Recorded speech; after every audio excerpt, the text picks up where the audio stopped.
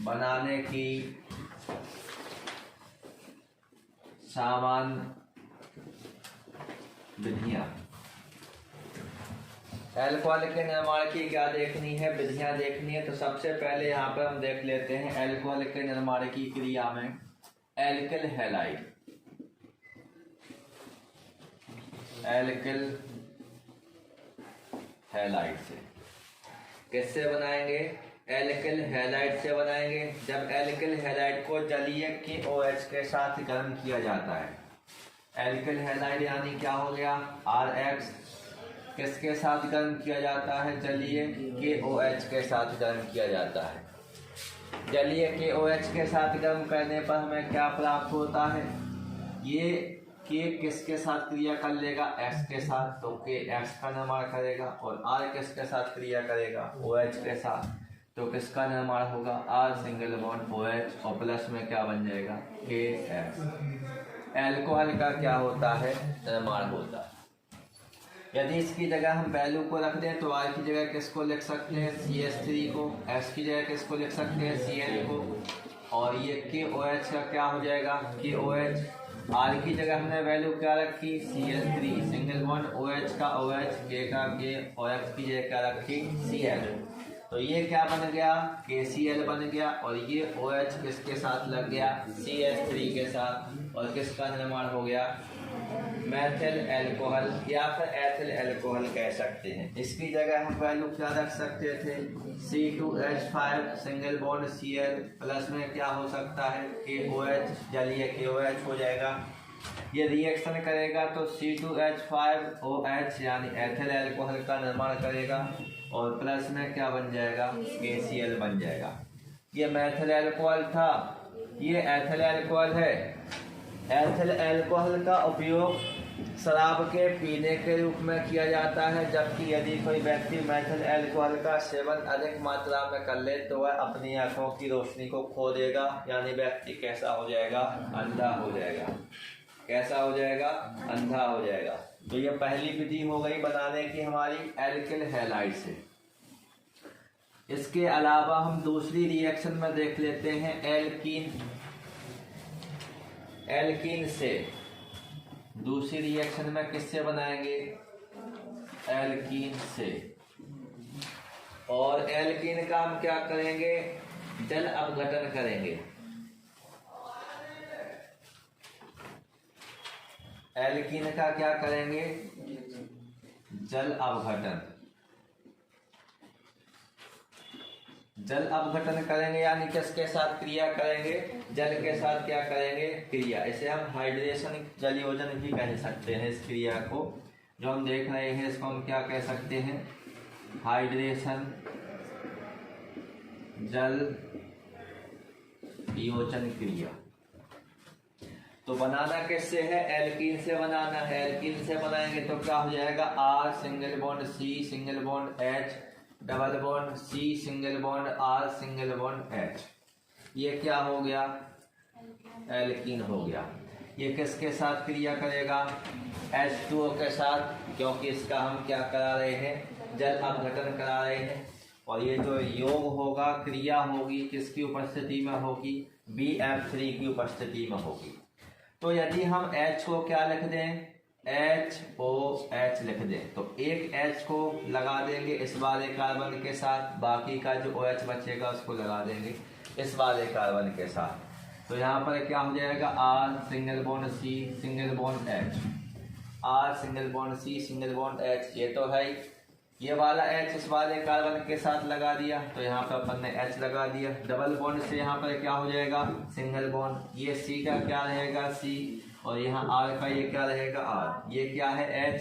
ये H तो है, बाकी का यहाँ से क्या बचेगा? OH। तो इसके साथ क्या लगा देंगे? OH। ये क्या बन गया? अल्कोहल। किसका निर्माण हो गया? अल्कोहल का क्या हो गया? निर्माण हो गया।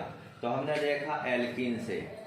और एल्कीन से जब हमने क्या किया? एल्कीन का BF3 की उपस्थिति में क्या कराया? जल अपघटन कराया। तो हमें क्या प्राप्त हो जाता है? अल्कोहल प्राप्त हो जाता है। इसको हम कहते हैं प्रत्यक्ष जल योजन। इसको हम क्या कहेंगे? प्रत्यक्ष जल योजन कहेंगे।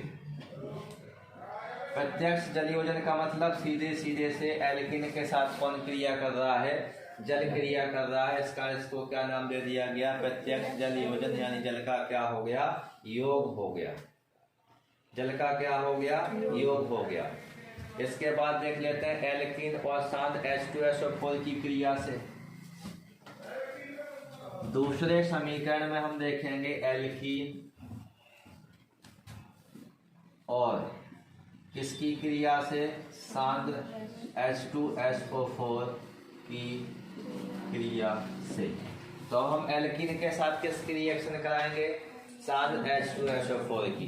तो यहाँ पे आएगा H, single bond C, single bond H, double bond C, single bond H, single bond H। ये क्या हो गया, एल्कीन हो गया।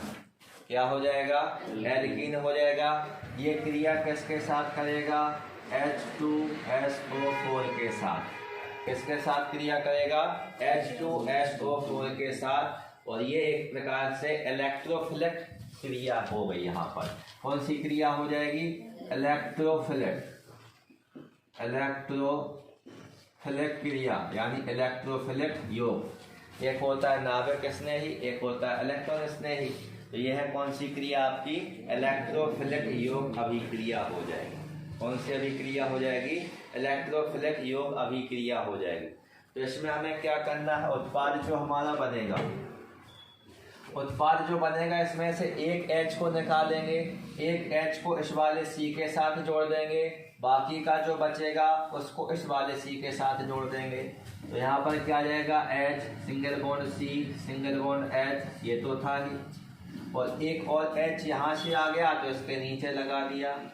और ये क्या हो गया, डबल बॉन्ड की जगह सिंगल बॉन्ड। यहाँ का ये क्या हो गया, C, single bond H, single bond H।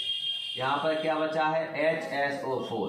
तो इस H को हमने यहाँ पर लगा दिया और यहाँ पर क्या लगा देंगे, HSO4। किसको लगा देंगे, HSO4 को।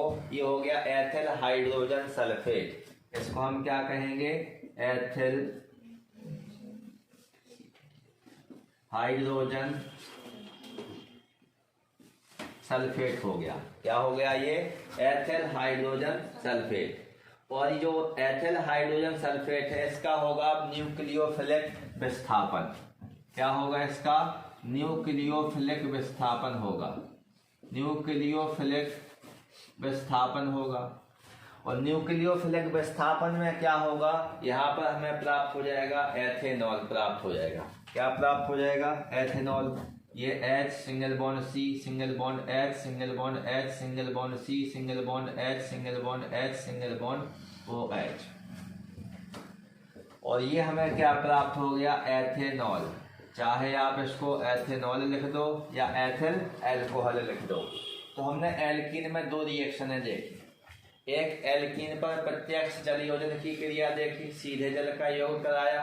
एक एल्कीन पर ये क्या था, अप्रत्यक्ष जल योजन था। क्या था ये, अप्रत्यक्ष जल योजन था, यानी यहाँ पर अप्रत्यक्ष रूप से जल इसके साथ क्या करेगा, क्रिया करेगा।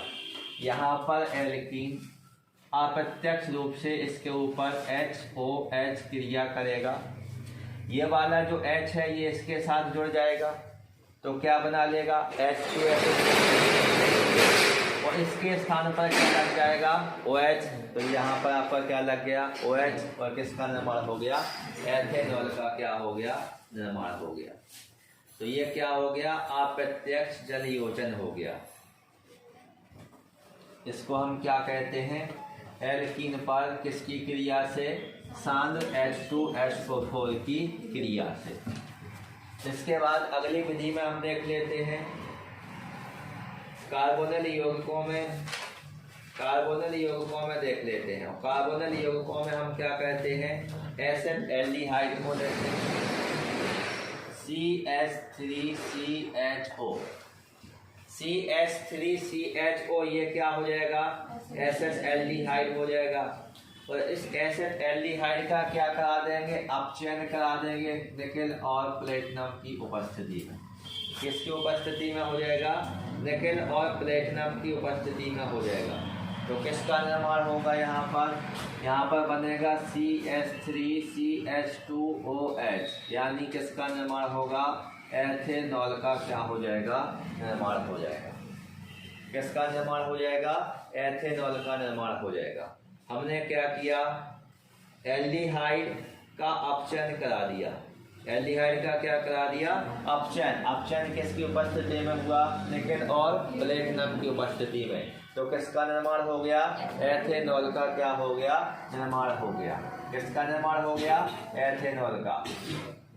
तो अपचयन यदि आप कराएंगे तो तीर के चिन्ह के नीचे लिख सकते हैं 2H, या फिर यहाँ प्लस में लिख सकते हैं 2H, जिसमें से यदि आप देखेंगे तो एक H तो यहाँ पर ये था ही, CH3 का CH3 लिख दिया हमने, ये C का यहाँ पर C आ गया, एक H तो था ही, एक H इसके साथ वाला जोड़ दिया तो CH2 बन गया, बाकी का O ये बचा और एक H यहाँ का बचेगा तो क्या बन जाएगा, CH3CH2OH।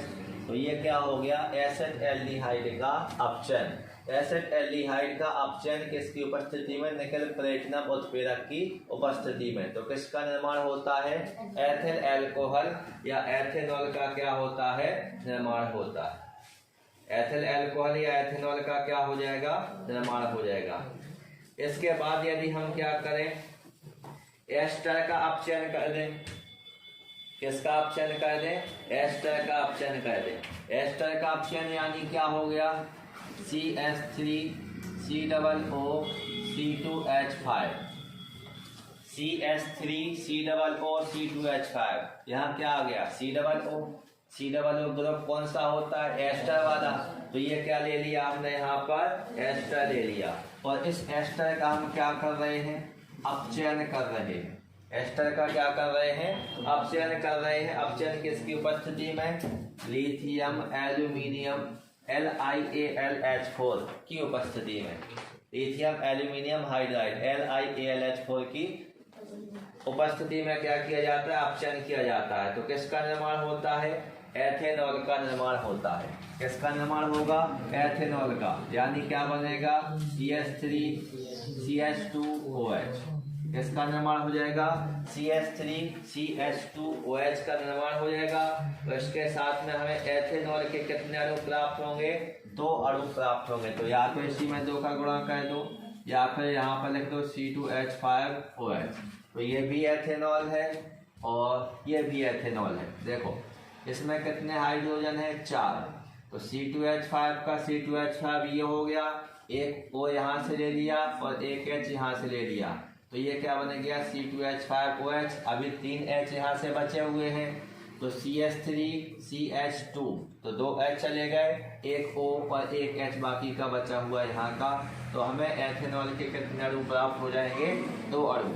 जब हम क्या कहते हैं, एस्टर का क्या कहते हैं, अपचयन कहते हैं। किसकी उपस्थिति में, लिथियम एल्यूमिनियम हाइड्राइड LiAlH4 की उपस्थिति में। तो हमें एथिल अल्कोहल के कितने अणु प्राप्त हो जाते हैं, 2 अणु प्राप्त हो जाते हैं। कितने अणु प्राप्त हो जाएंगे, 2 अणु प्राप्त हो जाएंगे। ऐसे ही हम देख लेते हैं यहाँ पर, ये हम क्रिया कौन सी देख रहे हैं, अपचयन वाली क्रिया। कौन सी क्रिया, अपचयन। पहले हमने किसका अपचयन देखा, एल्डिहाइड का, फिर किसका देखा, एस्टर का। अब देख लेते हैं कीटोन का अपचयन। किसका अपचयन, कीटोन का अपचयन। CH3 आइसो का चिन्ह, C डबल बॉन्ड O, ये क्या हो गया, कीटोन हो गया। क्या हो गया, ये कीटोन हो गया। इसका भी हम क्या करेंगे, अपचयन करेंगे। किसकी उपस्थिति में, LiAlH4 की उपस्थिति में। कीटोन का क्या करेंगे, अपचयन। तो अपचयन करने पर हमें क्या प्राप्त होता है, प्रोपेनॉल प्राप्त हो जाता है। क्या प्राप्त हो जाता है, प्रोपेनॉल। कैसे, CH3 आइसो का चिन्ह C। अब यहाँ पर देखिए, यहाँ पर इसका हमने क्या कराया, अपचयन। तो तीर के चिन्ह के नीचे लिख देते हैं 2H। एक H चला जाएगा किसके साथ, O के साथ। तो ये क्या लग गया, OH, और एक H बचेगा तो उसको लगा देंगे यहाँ। ये जो फॉर्मूला है, ये फॉर्मूला किसका है, प्रोपेनॉल का है। किसका हो जाएगा, प्रोपेनॉल का हो जाएगा। तो किसका निर्माण होता है? प्रोपेनॉल का क्या होता है? निर्माण। तो हमने ये एल्कोहल में देखा अपचयन हमने 3 विधियों में देखा। एक एल्डिहाइड के द्वारा जब अपचयन कराया तो हमने एल्डिहाइड में क्या लिया? एसिटाल्डिहाइड। और एसिटाल्डिहाइड का अपचयन किसकी उपस्थिति में? निकल प्लेटिनम उत्प्रेरक की उपस्थिति में। तो किसका निर्माण किया हमने?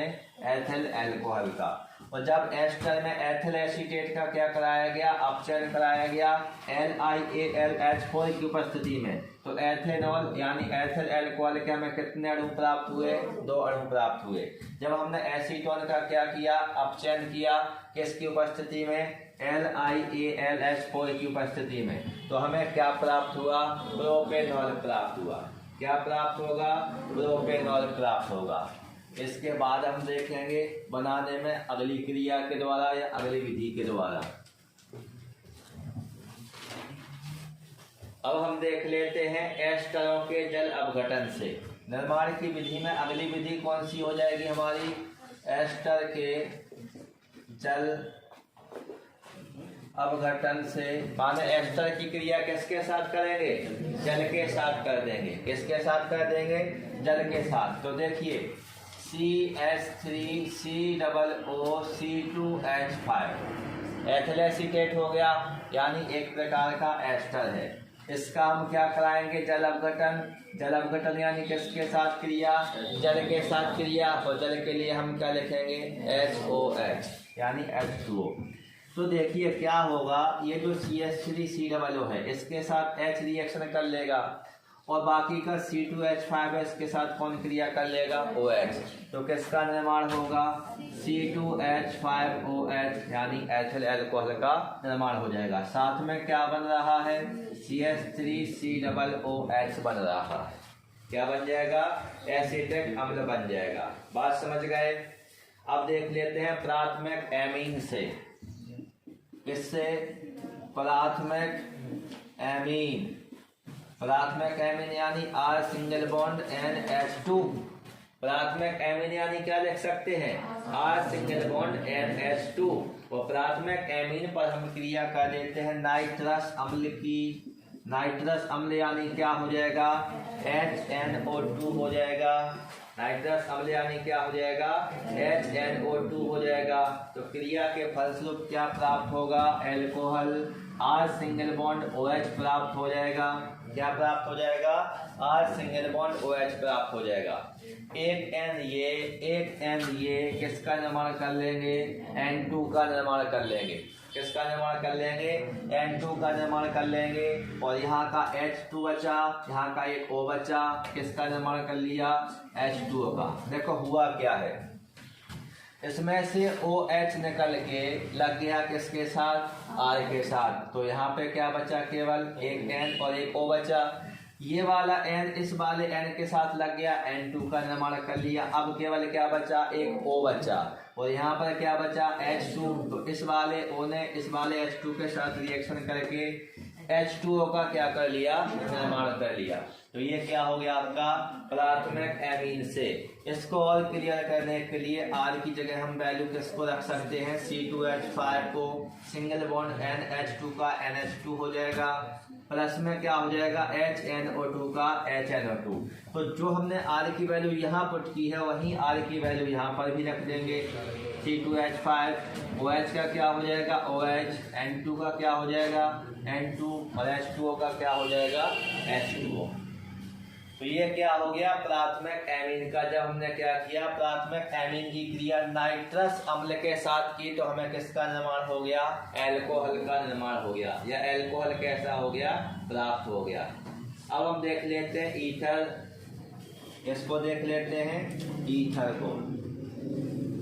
ईथर से किससे प्राप्त करेंगे? ईथर से। ईथर का तनु H2SO4 द्वारा ईथर का तनु H2SO4 द्वारा जल अपघटन करने पर, तो पहले ईथर को ले लो। ईथर क्या हो गया? R single bond O single bond R। इसे हम क्या कहते हैं? ईथर कहते हैं। क्या हो जाएगा? ईथर हो जाएगा। यदि इसका जल अपघटन कराएंगे, जल अपघटन यानी H सिंगल बॉन्ड OH भाई जल अपघटन यानी किसके साथ रिएक्शन, जल के साथ रिएक्शन। और जल को हम अपनी सुविधा की दृष्टि से क्या लिखते हैं, HOH लिखते हैं। HOH लिखने का क्या लाभ है, HOH लिखने का ये लाभ है कि ये देखिए ये जो R है ये इस OH के साथ क्या कर लेगा, क्रिया, और किसका निर्माण कर लेगा, R सिंगल बॉन्ड OH का, प्लस ये जो R है ये O है और ये H है, तो यहाँ पर भी किसका निर्माण हो जाएगा, R सिंगल बॉन्ड OH का। तो अल्कोहल क्या में कितने अणु प्राप्त हो जाएंगे, 2 अणु प्राप्त हो जाएंगे। कितने अणु प्राप्त हो जाएंगे, 2 अणु। तो ये क्या हो जाएगा आपका, ईथर के जल अपघटन से किसका निर्माण हो जाता है, अल्कोहल का निर्माण हो जाता है। एक क्रिया और देख लेते हैं जिसमें हम अल्कोहल का निर्माण देखेंगे। इसमें हम देख लेते हैं किण्वन के द्वारा फर्मेंटेशन की क्रिया, किण्वन द्वारा यानी फर्मेंटेशन की क्रिया। तो किण्वन द्वारा या फर्मेंटेशन में क्या होता है, सबसे पहले ग्लूकोज गंगा जल के साथ क्रिया करता है। ग्लूकोज यानी C6H12O6, ये किसके साथ क्रिया करता है, गंगा जल H2O। कौन क्रिया करता है, ग्लूकोज। ग्लूकोज करेगा कि शर्करा करेगी, शर्करा करेगी। तो यहाँ पर हमें जल अपघटन करना है पहले, C12H22O11, ये क्या हो गया, शर्करा। शर्करा का क्या करा देते हैं, जल अपघटन करा देते हैं। जब शर्करा का जल अपघटन कराएंगे तो हमें C6H12O6 एक ग्लूकोज प्राप्त होगा और साथ में C6H12O6 क्या प्राप्त हो जाएगा, लैक्टोज प्राप्त हो जाएगा। और ये जो क्रिया होगी ये किसकी उपस्थिति में होगी, इनवर्टेज नामक एंजाइम की उपस्थिति में होगी। किसकी उपस्थिति में होगी, इनवर्टेज नामक एंजाइम की उपस्थिति में। अब ग्लूकोज लेंगे यानी C6H12O6। ग्लूकोज जो प्राप्त हुआ है इस ग्लूकोज को हम क्या करेंगे, जाइमेज नामक एंजाइम की उपस्थिति में ये क्रिया करेगा, या जाइमेज नामक एंजाइम की उपस्थिति में ये अपघटित हो जाता है और किसका निर्माण करता है, 2C2H5OH यानी एथेनॉल या एथिल अल्कोहल का। और साथ में क्या बनती है, 2CO2 बनती है। क्या बनती है, 2CO2। तो ये हो गया किण्वन द्वारा। किण्वन किसका हुआ, शर्करा का। शर्करा का जब क्या किया जाता है, इनवर्टेज नामक एंजाइम की उपस्थिति में जल अपघटन किया जाता है तो ग्लूकोज और लैक्टोज का क्या होता है, निर्माण। प्राप्त ग्लूकोज क्या करता है, एंजाइमेज नामक एंजाइम की उपस्थिति में किण्वन की क्रिया के द्वारा किसमें परिवर्तित हो जाता है, एथिल अल्कोहल यानी एथेनॉल में कैसा हो जाता है, परिवर्तित हो जाता है। किसमें परिवर्तित हो जाता है, एथेनॉल में परिवर्तित हो जाता है। तो ये क्या हो गया आपका बनाने की विधियां।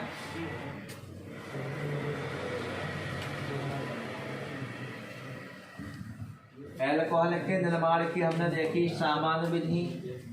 इसके बाद हम बात कर लेते हैं जो अल्कोहल होते हैं, अल्कोहल के भौतिक गुण।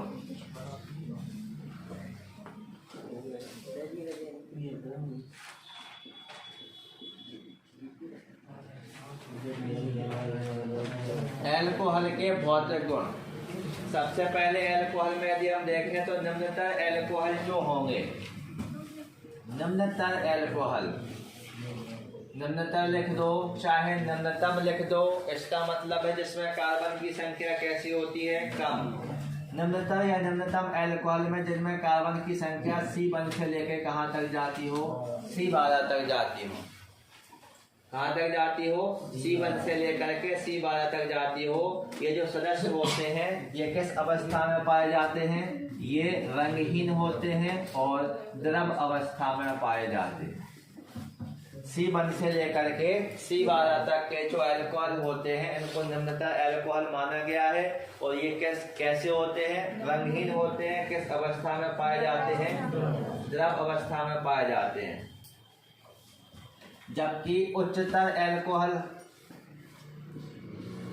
अल्कोहल यानी C12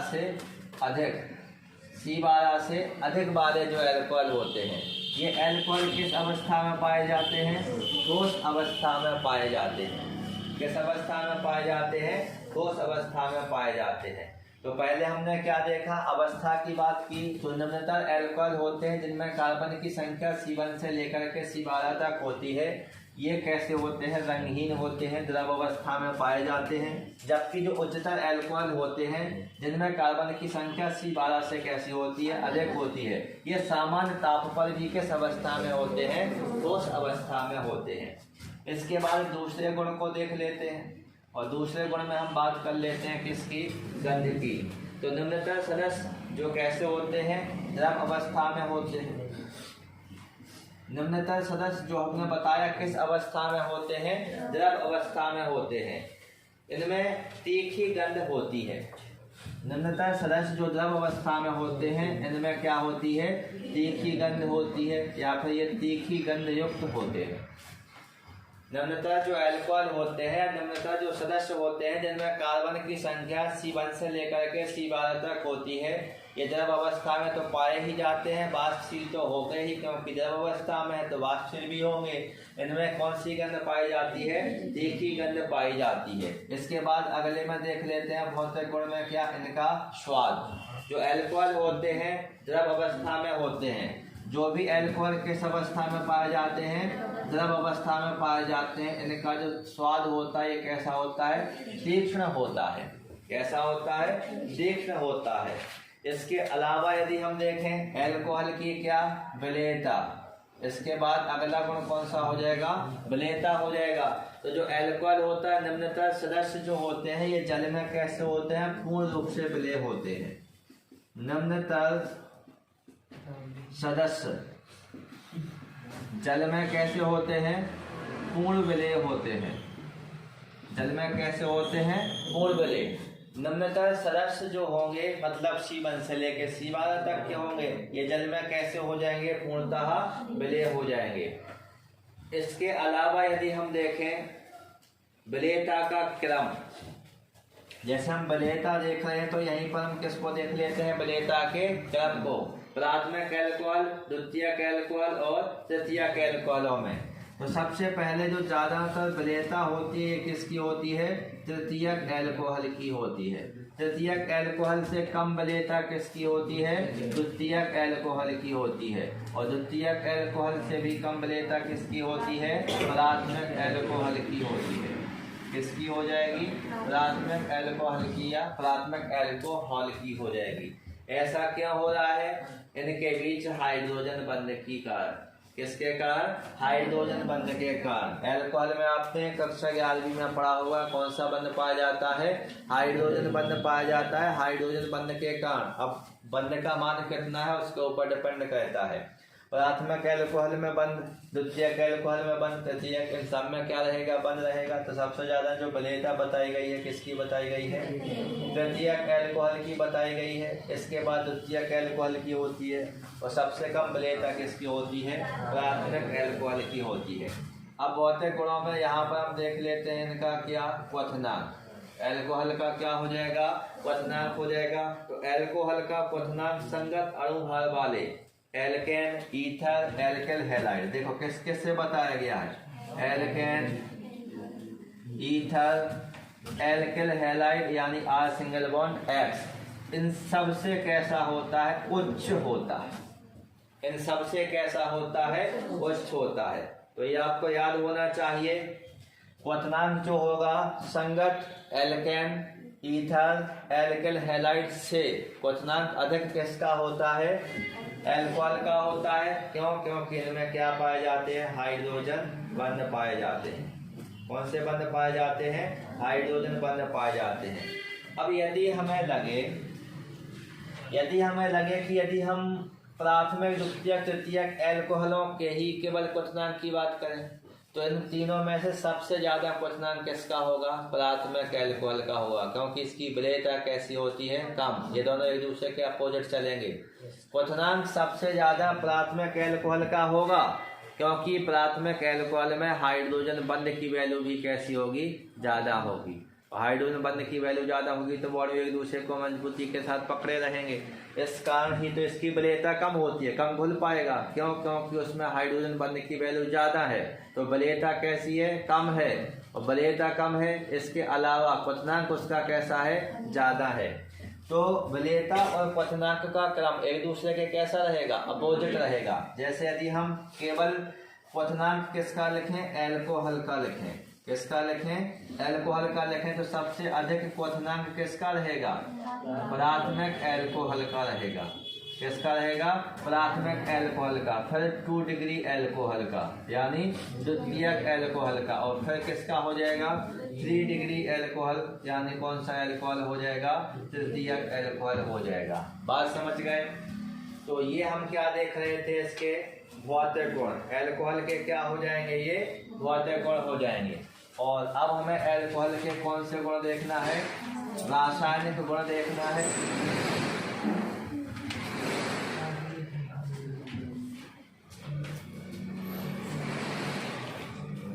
अब हम यहाँ पर देखेंगे जो एल्कोहल है, एल्कोहल के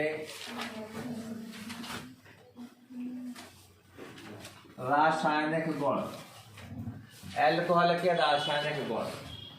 तो सबसे पहले जो एल्कोहल है, एल्कोहल की क्रिया करा देते हैं हम किसके साथ, धात्विक परमाणुओं के साथ। यहाँ पर हम लेने वाले हैं किसको, R सिंगल बॉन्ड OH को। किसको लेंगे, R सिंगल बॉन्ड OH को लेंगे धात्विक परमाणुओं के साथ, यानी किसके साथ क्रिया, सोडियम धातु के साथ। किसके साथ क्रिया, सोडियम धातु के साथ। तो किसका निर्माण होगा, सोडियम एल्कोक्साइड का निर्माण होगा, यानी R single bond ONA, R single bond ONA, ये क्या हो गया, सोडियम एल्कोक्साइड। क्या बन गया, ये सोडियम एल्कोक्साइड बन गया। इसके साथ कौन सी गैस निकलती है, H2 गैस निकलती है। तो H2 के साथ तीर का चिन्ह कहाँ लगा देंगे, ऊपर।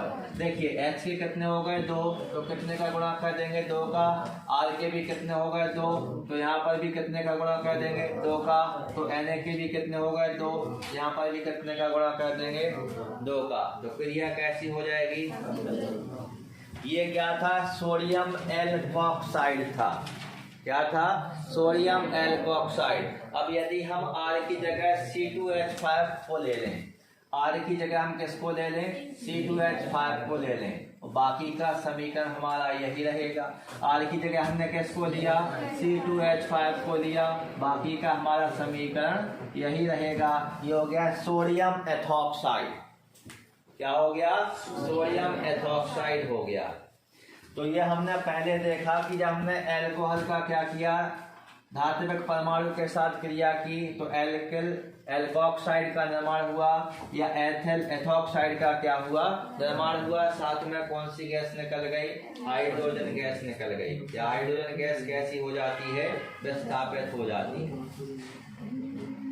अब दूसरी रिएक्शन में हम देख लेते हैं गैगनाइड अभिकर्मक के साथ क्रिया।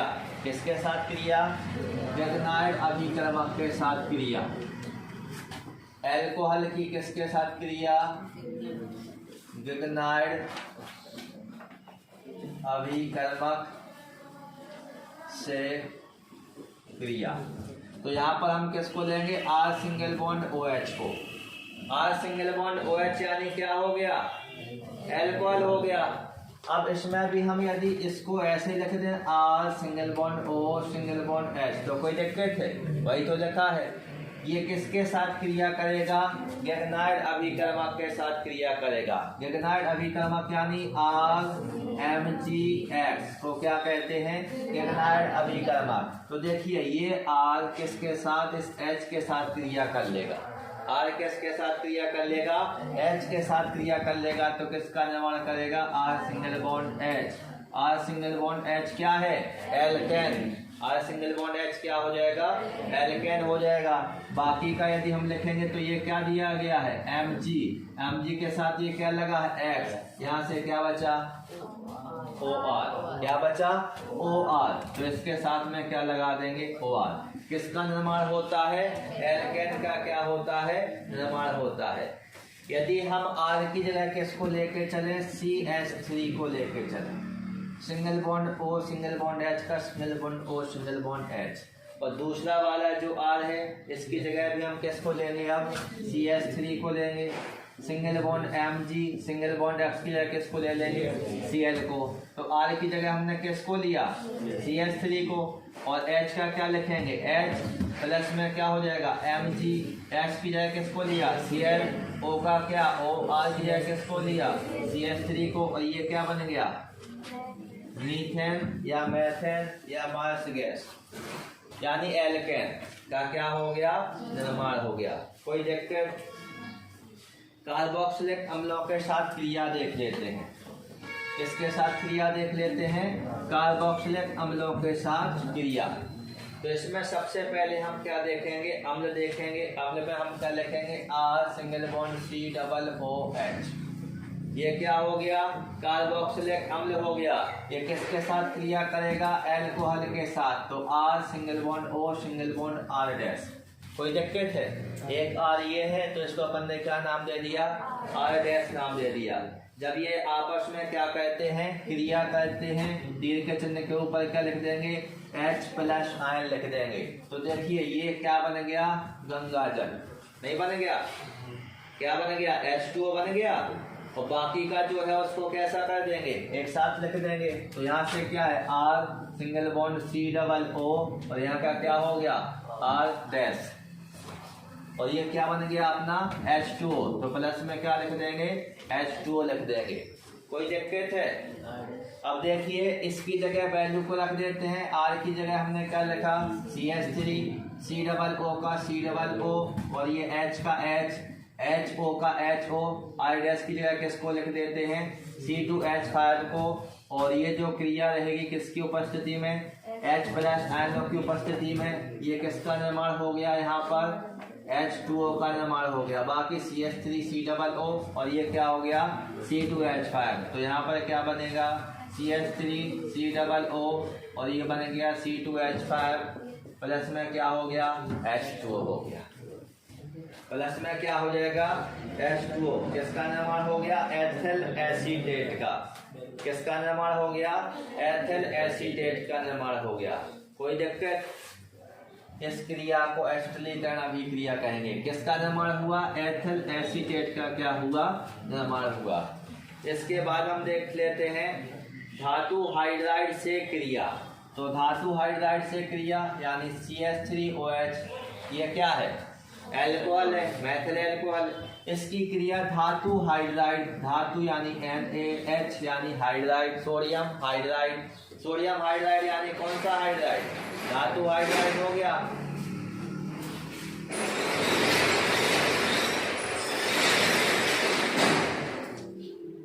ये क्या हो गया, ये हो गया सोडियम हाइड्राइड। और ये क्या हो गया आपका मैथिल एल्कोहल यानी एथिल एल्कोहल। मैथिल एल्कोहल यानी एक प्रकार का एल्कोहल हो गया। अब क्या होगा, ये जो H है ये इस वाले H के साथ क्रिया करेगा और किसका निर्माण कर लेगा, H2 का क्या कर लेगा, निर्माण। बाकी का क्या बचा, CH3ONA। तो यहाँ क्या लिखेंगे, CH3ONA लिखेंगे। बात समझ गए। तो किसका निर्माण हो गया, CH3ONA, जिसे हम क्या कहेंगे, धातु एल्कोक्साइड यानी सोडियम मेथॉक्साइड। क्या बन जाएगा, सोडियम मेथॉक्साइड बन जाएगा। किसका निर्माण हो जाएगा, सोडियम मेथॉक्साइड का क्या हो जाएगा, निर्माण हो जाएगा।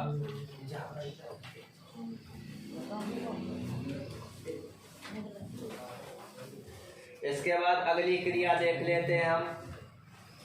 इसमें हम देख लेते हैं एल्कोहल अम्लों, एल्कोहल की क्रिया हैलोजन अम्लों के साथ। एल्कोहल की क्रिया किसके साथ, हैलोजन अम्लों के साथ। एल्कोहल यानी R सिंगल बॉन्ड OH।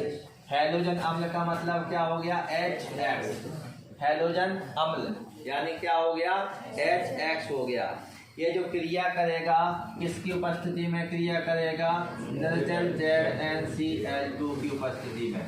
किसकी उपस्थिति में, निर्जल ZnCl2 की उपस्थिति में। तो ये क्या बन जाएगा, H2O और R सिंगल बॉन्ड क्या हो जाएगा, H। तो यहाँ बनेगा R single bond X, alkyl halide. और प्लस में क्या हो जाएगा, H2O। तो जब क्या किया जाएगा, जब हम एल्कोहल की क्रिया हैलोजन अम्लों के साथ करेंगे, किसकी उपस्थिति में? नाइट्रोजन ZnCl2 जिंक क्लोराइड की उपस्थिति में। तो किसका निर्माण होगा? एल्किल हैलाइड का क्या होता है? निर्माण होता है। वैल्यू को रख देते हैं, R की जगह किसको लिख देंगे? C2H5 को। OH का क्या हो गया? OH, और ये H का H, X की जगह क्या लिख दिया? Cl। तीर के चिन्ह के ऊपर क्या लिखेंगे? नाइट्रोजन ZnCl2 लिख देंगे। क्या लिख देंगे? Nitrogen ZnCl2। ये क्या बन जाएगा? H2O, और C2H5 के साथ क्या लग जाएगा? Cl। तो यहाँ पर क्या हो जाएगा? C2H5 Cl, और प्लस में क्या हो जाएगा? H2O हो जाएगा। इसके बाद देख लेते हैं अगली क्रिया। अगली क्रिया में हम देख लेते हैं फास्फोरस हैलाइड के साथ क्रिया। किसके साथ क्रिया? फास्फोरस हैलाइड के साथ क्रिया। फास्फोरस हैलाइड के साथ क्रिया देखिए, R single bond OH, phosphorus halide माने PCl5। फास्फोरस हैलाइड यानी क्या हो गया? PCl5, और PCl5 नहीं लिखना हो तो अभी क्या लिख दो? X5 लिख दो, फिर वैल्यू को रखेंगे तो फिर क्या बन जाएगा? PCl5 बन जाएगा। तो जब एल्कोहल किसके साथ क्रिया करता है? फास्फोरस पेंटाहैलाइड के साथ क्रिया करता है। किसके साथ क्रिया करता है? फास्फोरस पेंटाहैलाइड के साथ क्रिया करता है। तो R single bond X, alkane का क्या होगा? एल्किल हैलाइड का क्या होगा? निर्माण। इसके साथ में क्या बनेगा? POX3। किसका निर्माण होगा? POX3। साथ में क्या बनेगा? HX बनेगा। क्या बनेगा? HX बनेगा। क्रिया PCl5 के साथ करा देते हैं, और यहाँ पर R की जगह अपन R की वैल्यू को रख देते हैं। R की जगह किसको ले लो? C2H5 को ले लो, और OH का OH, यहाँ पर PCl5। R की जगह हमने क्या लिया?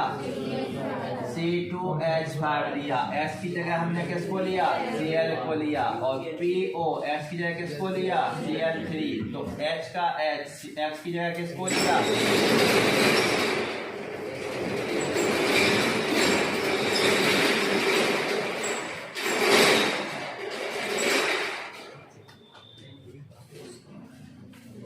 तो देखिए हमने R की जगह किसको लिया था? C2H5 को लिया था। तो जहां R था उसकी जगह हमने क्या किया? C2H5 लिख दिया। X की जगह किसको लिया? Cl को लिया। तो जहां X था वहां पर हमने किसको कर दिया? Cl को। और ये लाइफ टाइम क्रिया है 99%। 1% कहीं अपन को दूसरी क्रिया देखने के लिए मिल सकती है। जब जब PCl5 क्रिया करता है तो POCl3 और HCl का क्या होता है? निर्माण। सब केसों में ऐसा नहीं होता है, सब परिवर्तन हो जाएगा।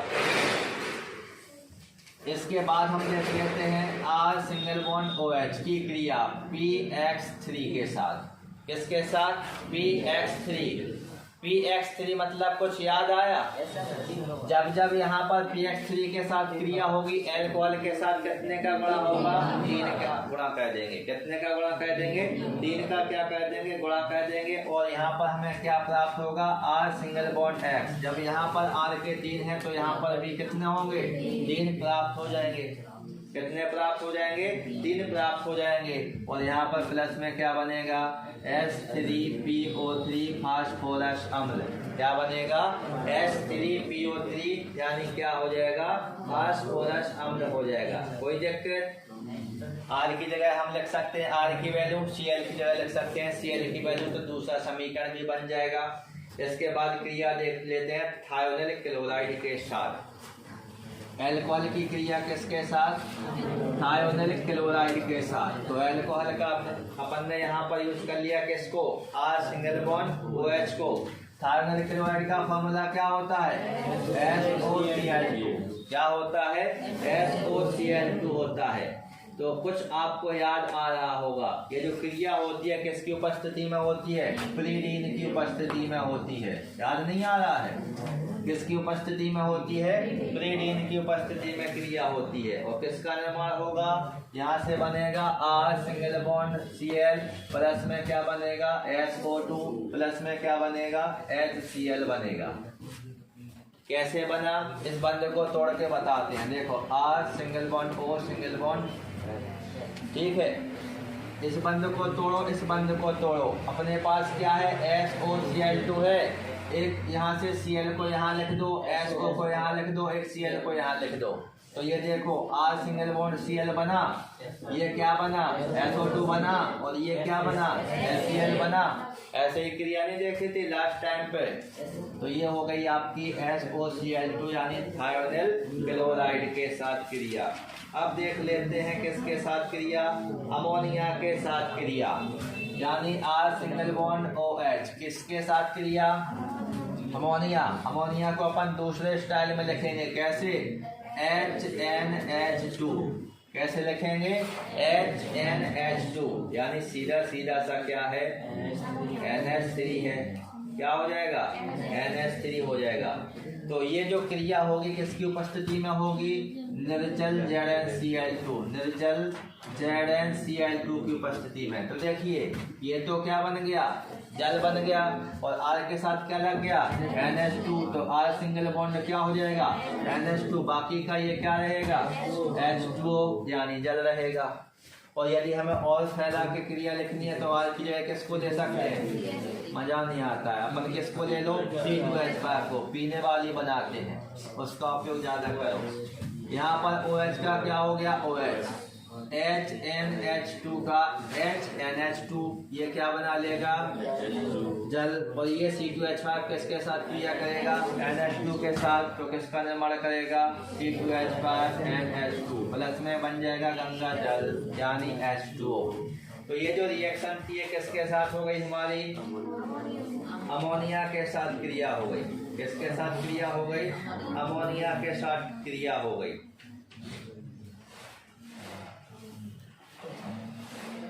कितनी क्रियाएं हुए भाई,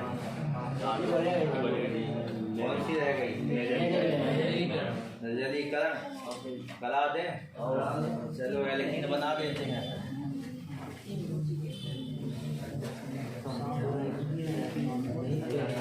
हम करा रहे हैं किसका निर्जलीकरण, R सिंगल बॉन्ड OH का। क्या करा रहे हैं, निर्जलीकरण, माने अल्कोहल के अंदर जितना भी पानी होगा, जल होगा, उसको क्या कर देंगे, निकाल देंगे। तो जब अल्कोहल का उच्च ताप पर निर्जलीकारक लेना पड़ेगा, तो निर्जलीकारक ले लेते हैं। निर्जलीकारक के रूप में किसका उपयोग, शांत H2SO4 का उपयोग। और ताप कैसा रहेगा, उच्च ताप रहेगा। तो जब अल्कोहल का उच्च ताप पर निर्जलीकारक शांत H2SO4 की उपस्थिति में क्या किया जाता है, निर्जलीकरण किया जाता है, तो किसका निर्माण होता है, एल्कीन का निर्माण होता है। किसका निर्माण होता है, एल्कीन का क्या होता है, निर्माण होता है। अब क्रिया को यदि हम इसको कंप्लीट करके लिखें तो क्या लिखेंगे, R की जगह CH3CH2OH मतलब C2H5। ठीक है, इसको अपन ने तोड़ के अलग से लिख लिया। उच्च ताप की आवश्यकता है, मतलब 160 से लेकर के 170 डिग्री सेल्सियस तक चले गए। रिएक्शन किसकी उपस्थिति में हो रही है, शांत H2SO4 की उपस्थिति में हो रही है। मतलब ये किसके रूप में काम कर रहा है, निर्जलीकारक के रूप में काम कर रहा है। और एल्कीन का निर्माण होता है, मतलब CH2 डबल बॉन्ड CH2 और गंगा जल बाहर, प्लस में क्या हो गया, H2O। देखो हुआ क्या, हुआ ये कि यहाँ से एक H निकला और इस H ने इस OH के साथ क्रिया की, क्या बन गया, H2O। यहाँ क्या बचा, CH2, और यहाँ पर क्या है, CH2। तो ये क्या बन गया, CH2 डबल बॉन्ड CH2 बन गया। तो आज आपने देखा अल्कोहल के निर्माण की विधियाँ, भौतिक गुण और रासायनिक गुण।